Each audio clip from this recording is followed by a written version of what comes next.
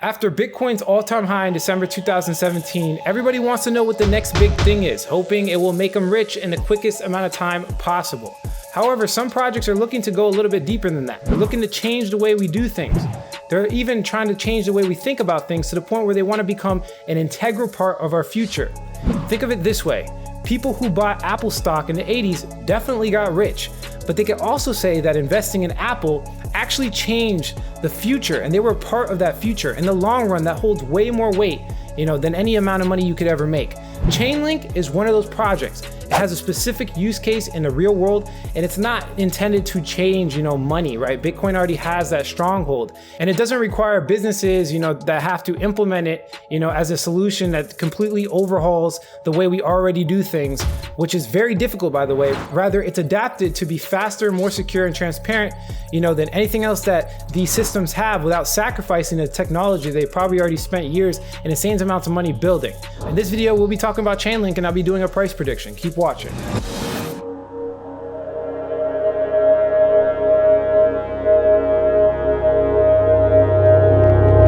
What's going on, everybody? Alex back with another cryptocurrency video. Today we're going to be talking about Chainlink. Okay, I talked about Chainlink in the past, as you can see here. This exact point right here, this day right here, what was it, December 3rd or something like that? Yeah, or December 5th. I made a video on Chainlink, and since that point, a price prediction video, and obviously I talk good about it. Since that point, we are up, as you can see there, 140%. 140%. Now, I'm not going to sit here and say that, I have an oracle ball or anything, but I will say that I back everything up with facts. If you already subscribed to the channel, my name is Alex. I talk about everything cryptocurrency, entrepreneurship. I try to keep it as down to earth as possible, back up everything with evidence to show you guys, these potential cryptocurrency gains or what you can make in business.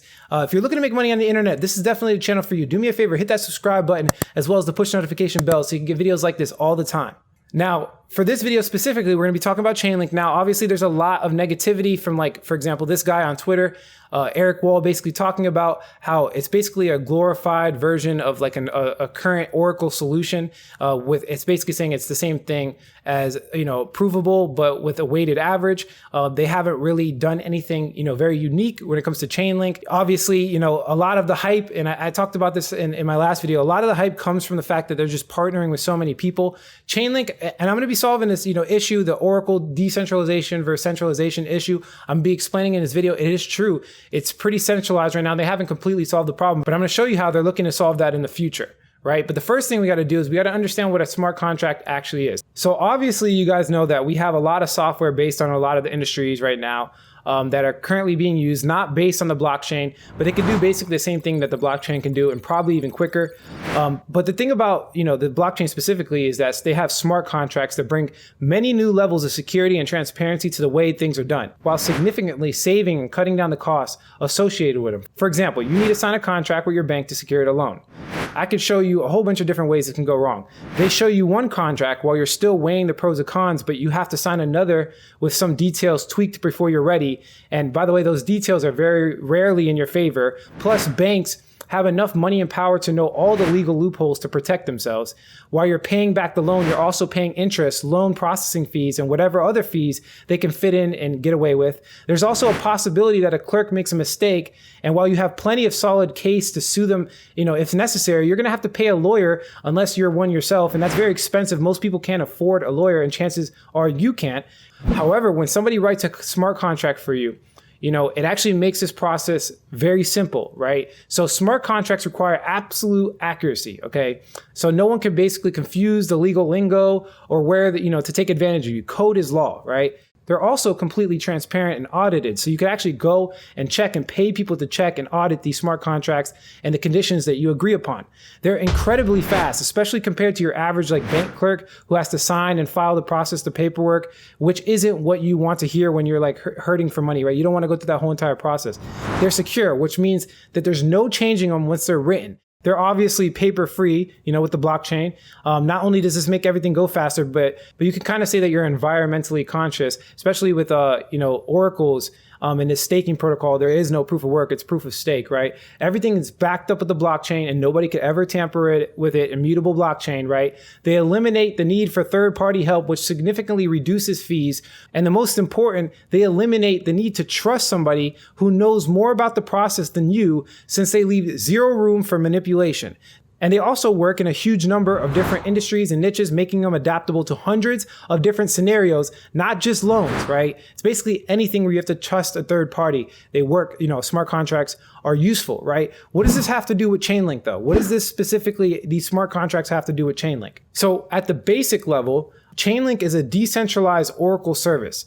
Oracles are the service that give off-chain or outside information to smart contracts. So they're like the little connector from like actual data to the smart contract, right? So it makes things happen, right? So like, for example, if the price of the house hits this point, it goes below this point, then you have to sell it. That's a bad example of a smart contract. But let's say, if it hits $150, you have to sell it. They could just pull the data from like some type of database online that you don't have to take anybody's word for it. You can pull the data from an online database and then it will automatically go through Chainlink's APIs and then be executed in a smart contract. So everything's automated, right? So when they give this information to smart contracts, they can deploy and do everything they were created to do. Like, for example, in the loan situation, give you your loaned money. They take this information like bank transactions or APIs or any real world data and transform it so that the smart contracts can make sense of them and then feed them into these smart contracts to trigger predefined actions, right? The predefined actions that the contract states that you went over and, had someone, verify it and actually look into the code for themselves. And since an Oracle is technically a third party, you can't just tell it whatever you want it to do. Chainlink uses multiple Oracle nodes to minimize the risk of receiving false information. Now, this is where it gets a little tricky because, there's supposed to be like a decentralized Oracle connecting service that takes like the data of real world and connects it to these smart contracts, right? And it's supposed to have a security mechanism or some type of way, and they're doing it through proof of stake. This is called consensus mechanism. So basically all of the nodes have to come to consensus about this information that, one of the Oracle nodes might be feeding to a smart contract, right? So they have to verify this information. Now, currently they are technically paying the nodes, right? So there's no staking protocol right now. There's no penalty, right? The delivery of false information is actually very possible right now in Chainlink because they haven't solved the Oracle problem and it's very centralized. Like, what do I mean specifically? Right now, the nodes are not being penalized for false information. Chainlink is supposed to use a punishment system. Each node, when providing information, has to lock in a certain amount of link tokens, right? The link tokens. If everybody's information is the same, then everyone gets their link tokens back. If some of these people or these nodes put out different information and whatever attempt to swindle somebody, it will be presumed incorrect and their link tokens that they staked to the protocol will be taken from them and given to other nodes with the correct information. Okay. The problem is that staking on Chainlink is not an option for node operators right now. There's literally no upfront tokens required to accept the job, right? So currently, the incentive for a node to maliciously attack and feed false information to the system is way higher, being that there's no penalty. Until staking is implemented in a service agreement specifically is rolled out, I will be skeptical to their statement of being able to solve the Oracle issue amongst blockchain technology. Okay, what do I mean by that? Let me prove to you what I'm saying. So if I come over here, you can see directly on their website, it says right here, running a node. How do I set up a Chainlink node? You could set up a node currently to run a test network on the Ethereum mainnet now. The node will not be able to participate in fulfilling service agreement requests yet, but in the near future. Okay, what do they mean by service agreements? So if we come over here, they explain a little bit more deep on the actual GitHub. I'm just going to read it to you. So specifies all the details requested work. So basically a service agreement is the most important pivotal part of this whole decentralized problem, right? It specifies all the details requested to work. This is broken into two pieces, the off-chain job specific and the on-chain encumbrance, right? The service agreement is a subset of the job specific parameters that can be enforced on-chain. So the false or correct details, they're verified through the service agreement on-chain, right? The payment amount, right? The Oracle deposit amount, all these things, important information that's verified is done through the service agreement. And currently the service agreement is not being utilized, right? There's no consensus amongst the nodes. In order for a service agreement to be enforced and for all the Oracle nodes to have a guarantee that they are operating on the same data, the oracles commit to the service agreement by ABI encoding it and signing a hash of the ABI encode, right? Let me say this again because it's really important. In order for the service agreement to be enforced and for all of the Oracle nodes to have the guarantee that they are operating on the same data, the Oracle commits, okay, to the service agreement by API encoding and signing. Now, if we go to encumbrance, I talked about it before. These are basically all the parameters that go into this service agreement. Request payment amount, right? The amount paid per user to request. I'm not going to read this, but look, Oracle staked amount, minimum responses submitted by, basically the quality of information, all the important information that's going through the nodes. It's done through the service agreement. And he's going to explain it to you a little bit better with this video here. Now, this is also highlighted by what happens when a service agreement in our system releases stake. In proof of stake systems where the staking often goes to networks or it's burned or something else happens to it, in our case, many of the service agreements will likely go to the smart contract developers, and in some cases might even be given to users, because the service agreement is meant to guarantee a very specific outcome around data delivery to a specific contract under the extremely specific conditions defined in the service agreement. So once again, we're focused on data delivery, highly secure systems for data delivery. There are many forms of stake. Our systems I consider having explicit stake and implicit stake, where node operators might have a certain amount of link and they might stake another certain amount of link for specific contracts. And our goal is really to make sure that the data delivery mechanism, in addition to the quality of data, is properly functioning for the end-to-end security of a contract to be guaranteed end-to-end. So that is the goal of our method of staking, our explicit staking assumptions, and how we're approaching it. This fits into our entire framework and how we've architected it from day one. And once again, it focuses on data quality and the proper staking of value against data delivery. All of this really creates a few cycles. I'm going to briefly now jump into some of the cycles and the key dynamics around those cycles that this creates. One of the first cycles is that smart contracts end up paying user fees. Those user fees are paid into pools for specific Oracle networks. So as specific Oracle networks delivering specific individual pieces of data to certain smart contracts on various environments begin to get more smart contracts paying fees for that data, the amount of fees grows, and that surplus in fees eventually leads to an improvement of that Oracle network, eventually leads to more stake from the nodes in that network, eventually leads to more security guarantees in the case of better hardware, or more costly cryptographic techniques used in existing hardware. And it is really the relationship between user fees and the node operators and the growth of smart contracts to generate more user fees, which is one of the key cycles that we are getting underway successfully now. Now, when user fees reach a certain level on a specific network by network basis, we will then see a need to properly assign user fees to the improvement of that network.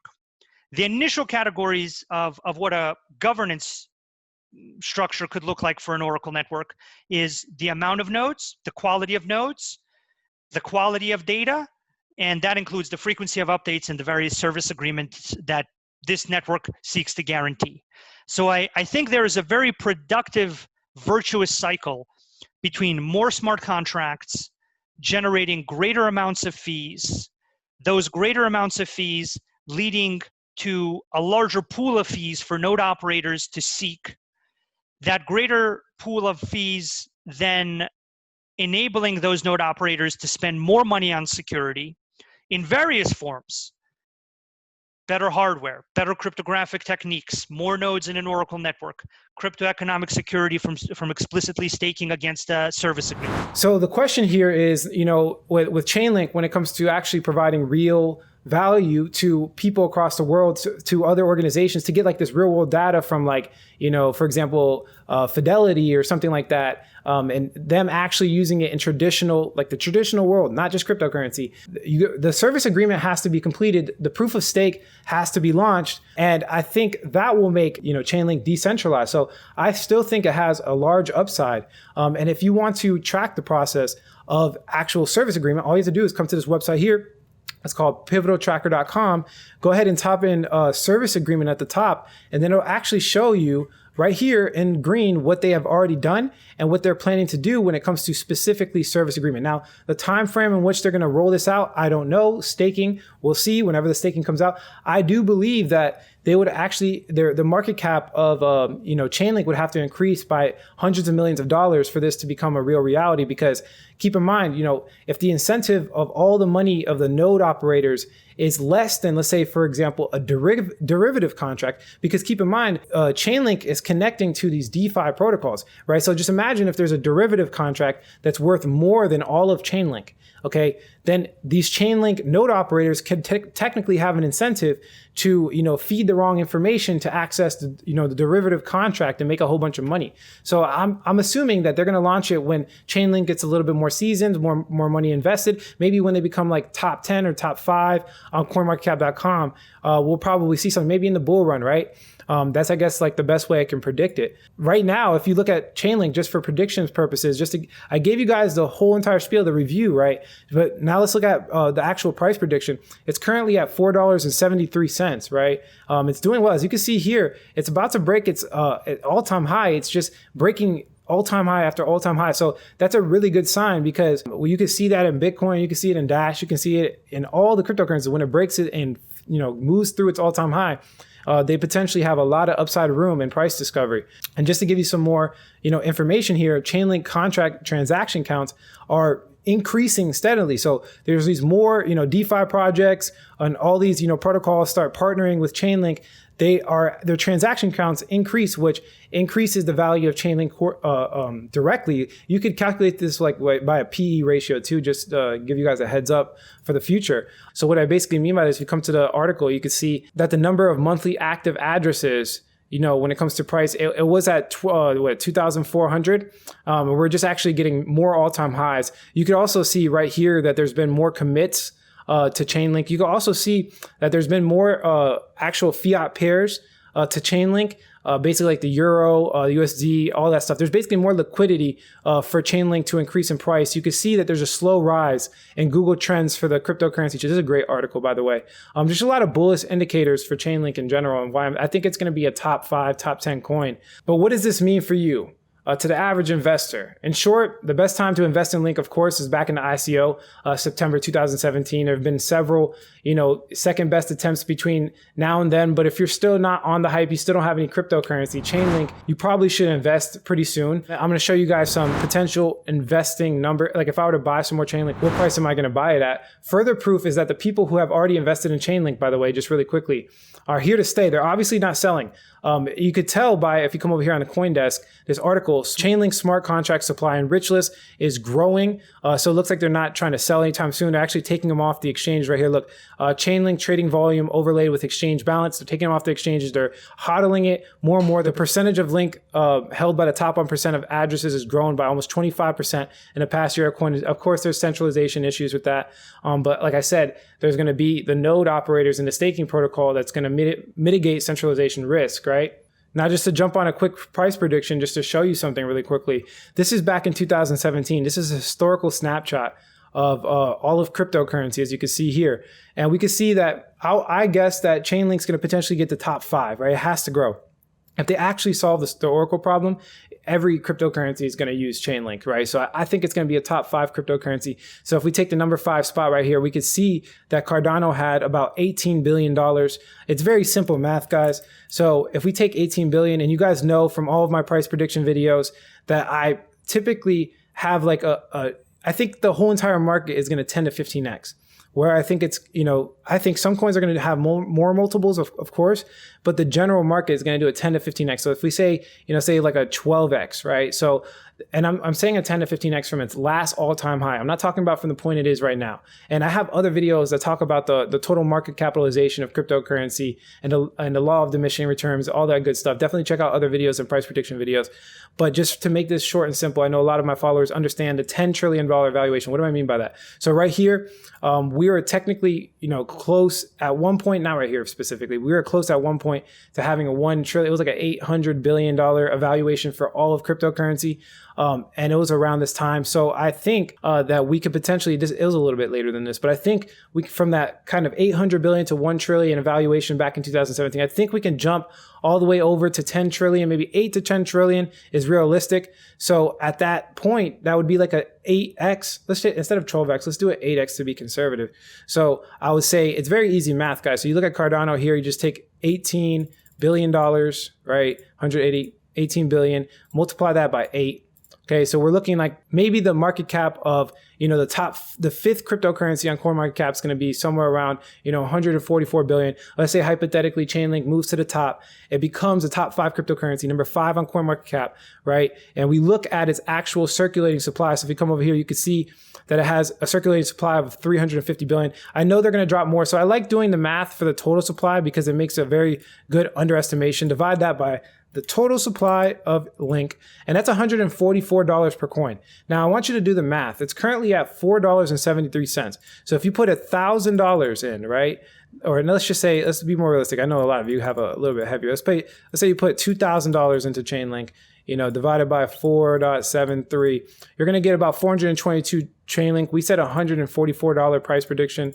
So if you multiply that by that, you could technically turn about $2,000 into close to $60,000. Very conservative guess. Obviously this is not, financial advice, and it's definitely predictions, and it's a lot of speculation, but I think it's realistic to say you're going to make a lot of money off of Chainlink. Now, when I say all of this information, of course, this means buying today and selling tomorrow when the price jumps for like 30 cents it's probably not the smartest option. Sure, you're going to, flip it for a short-term profit and increase your Bitcoin position. But in this case, it's incredibly nearsighted. Going back to our Apple example in the 80s, can you imagine how people felt if they would have sold the stock earlier and they saw everything that Steve Jobs did later? Even when the price began to rise after a few years, think about the people who pulled out because they were in it for the money and not the actual idea and didn't understand what was really going on a massive level, right? Do you think they feel great about themselves, right? When the iPhone was finally unveiled and they had all these new innovations, right? That's the danger of looking at profits alone.